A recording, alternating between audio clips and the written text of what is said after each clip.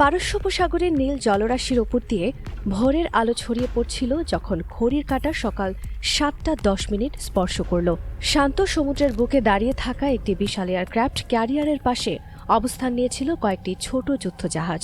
হঠাৎই সেই নীরবতা ভেঙে দিয়ে প্রচণ্ড শব্দে একটি টমাহক ক্রুজ মিসাইল ছিটকে বেরিয়ে এলো যুদ্ধজাহাজের ডেক থেকে। আকাশচিরা মিসাইলটি দ্রুত দক্ষিণ দিকে ধাবিত হতে শুরু করল। মুহূর্তের মধ্যে তার বোস্টার অংশটি বিচ্ছিন্ন হয়ে পড়ে গেল এবং একটি শক্তিশালী টার্বোফ্যান ইঞ্জিন সক্রিয় হয়ে উঠল। ইঞ্জিনের প্রবল ক্ষমতায় মিসাইলটি নেমে এলো সমুদ্র পৃষ্ঠ থেকে মাত্র 50 ফুট উচ্চতায়। এরপর যা ঘটল তা ছিল আরও চমকপ্রদ। প্রথম মিসাইলটি উৎক্ষেপণের মাত্র 4 সেকেন্ড পরেই আরেকটি লঞ্চার থেকে দ্বিতীয় মিসাইল ছোড়া হলো। তারপর একের পর এক মিসাইল আকাশে উঠতে থাকল। মাত্র 90 সেকেন্ডের ব্যবধানে 8টি মিসাইল ইতিমধ্যে তাদের গন্তব্যের দিকে রওনা দিয়েছিল। কিন্তু এখানেই শেষ নয়। প্রায় 300 মিটার দূরত্বে অবস্থান করা আরও দুটি যুদ্ধজাহাজ থেকেও একই ধরনের মিসাইল উৎক্ষেপণ শুরু হয়ে গেল। কিছুক্ষণের মধ্যেই 25টি টমাহক মিসাইল সমুদ্রের ঢেউয়ের একেবারে কাছ দিয়ে অবিশ্বাস্য গতিতে এগিয়ে চলছিল। এই মিসাইলগুলোর উড্ডয়ন পথ ছিল অত্যন্ত সুচিন্তিত। সমুদ্রের জলরাশির একদম গা ঘেঁষে উড়ে যাওয়ার কৌশল অবলম্বন করা হয়েছিল বিশেষ উদ্দেশ্যে। ইরানের উপকূলীয় অঞ্চলে যেসব নজরদারি রাডার স্থাপন করা আছে সেগুলোর যে ফাঁক ফোকর রয়েছে সেই দুর্বল জায়গাগুলো ব্যবহার করে সহজেই ভেতরে প্রবেশ করাই ছিল উদ্দেশ্য। গণনা অনুযায়ী দক্ষিণ উপকূলের নৌঘাঁটিতে পৌঁছাতে এই মিসাইলগুলোর সময় লাগার কথা প্রায় 40 মিনিট। অন্যদিকে ইরানের চাবাহার নৌঘাঁটি থেকে পুরো উপকূলীয় অঞ্চলের উপর কঠোর নজরদারি চলছিল। টমাহক মিসাইল যদিও অতি দ্রুতগতির কোনো অস্ত্র নয়, তবে এর কৌশলগত দক্ষতা অসাধারণ। খোলা সমুদ্রের ওপর দিয়ে ঘণ্টায় প্রায় 600 কিলোমিটার বেগে উড়ে যাওয়ার অর্থ হল 40 মিনিট ধরে এই মিসাইলগুলো শত্রুপক্ষের রাডারে ধরা পড়ার ঝুঁকির মধ্যে থাকবে। প্রতিটি মিসাইলের মূল্য প্রায় 30 কোটি টাকারও বেশি। যদি কোনোভাবে রাডারে ধরা পড়ে যায় তাহলে শুধু যে মিশন ব্যর্থ হবে তাই নয়, বরং কয়েক হাজার কোটি টাকার সামরিক সম্পদ ধ্বংস হয়ে যেতে পারে।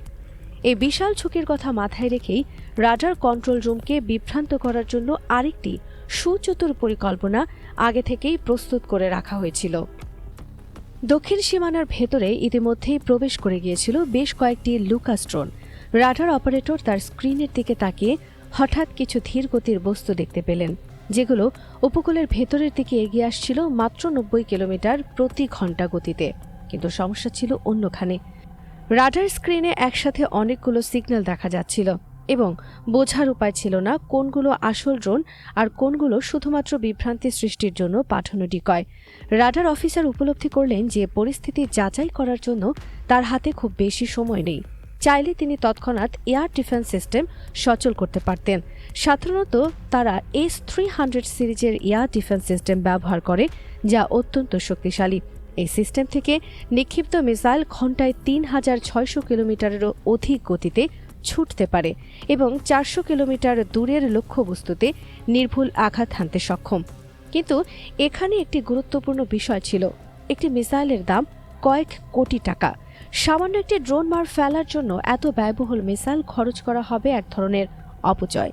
তাই অফিসার সিদ্ধান্ত নিলেন 3টি শাহিদ ড্রোন পাঠানোর। এই ড্রোনগুলো ঘণ্টায় প্রায় 540 কিলোমিটার গতিতে উড়তে পারে এবং এগুলো তৈরি করতে খরচও তুলনামূলক কম। এই ড্রোনগুলোর সবচেয়ে আকর্ষণীয় বৈশিষ্ট্য হল এগুলো উড়ন্ত অবস্থায় শত্রুর গতিপথ অনুসরণ করতে পারে। অর্থাৎ লক্ষ্যবস্তু যদি তার অবস্থান পরিবর্তন করে তবুও এই ড্রোন সেটিকে খুঁজে বের করার চেষ্টা চালিয়ে যায়। মাত্র কয়েক মিনিটের মধ্যেই আশ্চর্যজনকভাবে রাডারে দেখা সেই সিগন্যালগুলো একেবারে অদৃশ্য হয়ে গেল। এদিকে সমুদ্রে অবস্থানরত যুদ্ধজাহাজে থাকা আমেরিকান নাবিকরা পুরো ব্যাপারটা দেখে বেশ অবাক হয়ে গেলেন। এত দ্রুত এতগুলো ড্রোনকে নিষ্ক্রিয় করা কিভাবে সম্ভব হলো তা তারা বুঝে উঠতে পারছিলেন না। এদিকে টমাহক মিসাইলগুলো তাদের লক্ষ্যবস্তুতে পৌঁছাতে তখন মাত্র কয়েক মিনিট বাকি। ঠিক সেই মুহূর্তে ইরানের রাডার কন্ট্রোল রুমে বসে থাকা একজন অফিসার হঠাৎ করে স্ক্রিনে কিছু একটা তীব্র গতিতে তাদের দিকে ধেয়ে আসতে দেখলেন। রাডারে মোটামুটি বড় একটি সিগন্যাল প্রদর্শিত হচ্ছিল, যা দেখতে অনেকটা একটি বড় বিমানের মতো লাগছিল। কিন্তু বিস্ময়কর ব্যাপার হলো যে রাডার সাধারণত যুদ্ধবিমান এবং বড় আকারের বিমান শনাক্ত করার জন্য ব্যবহৃত হয়। সেই রাডারে কিছুই দৃশ্যমান হচ্ছিল না। অফিসারের হাতে তখন খুবই সীমিত সময়। তিনি দ্রুততার সাথে অত্যাধুনিক জ্যালসন রাডার সিস্টেম চালু করলেন। রাডার সচল হওয়ার সাথে সাথেই তিনি স্পষ্ট দেখতে পেলেন বেশ কয়েকটি মিসাইল প্রচণ্ড গতিতে তাদের দিকে ছুটে আসছে। 1 সেকেন্ডও সময় নষ্ট না করে তিনি তৎক্ষণাৎ এয়ার ডিফেন্স সিস্টেম সক্রিয় করলেন। এই প্রতিরক্ষা সিস্টেমের মিসাইল 200 থেকে 300 কিলোমিটার দূরের লক্ষ্যবস্তুতে সফলভাবে আঘাত হানার ক্ষমতা রাখে। একযোগে 90টিরও বেশি প্রতিরক্ষা মিসাইল আকাশের দিকে ধাবিত হলো, কিন্তু সামান্য দেরি হয়ে যাওয়ার কারণে যদিও বেশিরভাগ টমাহক মিসাইল আকাশেই ধ্বংস করা সম্ভব হয়েছিল, তবুও একটি মিসাইল প্রতিরক্ষা ব্যবস্থা ভেদ করে সরাসরি নৌঘাঁটিতে আঘাত হানল। প্রচণ্ড বিস্ফোরণের শব্দে পুরো এলাকা কেঁপে উঠল। পরিস্থিতি তখন আর শুধুমাত্র রাডার কন্ট্রোল রুমের মধ্যে সীমাবদ্ধ রইল না। মুহূর্তের মধ্যে পুরো এয়ারবেস জুড়ে সর্বোচ্চ সতর্কতা ঘোষণা করা হলো। রাডার কন্ট্রোল রুমে অবস্থিত একটি বিশেষায়িত টিম দ্রুততার সাথে বিশ্লেষণ করে নির্ণয় করল টমাহক মিসাইলগুলো কোন স্থান থেকে উৎক্ষেপণ করা হয়েছিল। মাত্র কয়েক মিনিটের মধ্যেই সেই সুনির্দিষ্ট অবস্থান চিহ্নিত করা হলো। এরপর বিলম্ব না করে একটি খাইবার মিসাইল উৎক্ষেপণ করা হলো সেই দিকে। এই মিসাইলটি দেখতে অনেকটা বিশাল আকারের রকেটের মতো। এটি ঘন্টায় প্রায় 12,000 কিলোমিটার গতিতে চলাচল করতে পারে। সাধারণ এয়ার ডিফেন্স সিস্টেম দিয়ে এই ধরনের অতি দ্রুতগামী মিসাইল আটকানো প্রায় অসম্ভব একটি কাজ। এছাড়া এটি একটানা 2,000 কিলোমিটারেরও বেশি দূরত্ব অতিক্রম করে নির্ভুলভাবে লক্ষ্যবস্তুতে আঘাত হানতে সক্ষম। কয়েক মিনিটের ব্যবধানে সমুদ্রে অবস্থান করা সেই ছোট যুদ্ধজাহাজটি পানিতে তলিয়ে যেতে শুরু করল। বিশাল বিস্ফোরণের ফলে জাহাজের কাঠামো মারাত্মকভাবে ক্ষতিগ্রস্ত হয়েছিল এবং দ্রুত পানি ঢুকতে শুরু করেছিল। এই সম্পূর্ণ ঘটনাকে ঘিরে আন্তর্জাতিক গণমাধ্যমে ব্যাপক আলোচনা এবং জল্পনা শুরু হয়ে গেছে। ইরানের পক্ষ থেকে দৃঢ় বক্তব্য এসেছে যে তাদের দেশ এবং সার্বভৌমত্বের দিকে কেউ হাত বাড়ালে তার কঠোর এবং উপযুক্ত জবাব দেওয়া হবে। এদিকে আন্তর্জাতিক বিশ্লেষকরা উদ্বেগ প্রকাশ করে বলেছেন, মধ্যপ্রাচ্যের এই ক্রমবর্ধমান উত্তেজনা যত দ্রুত সম্ভব শান্তিপূর্ণ উপায়ে সমাধান করা উচিত।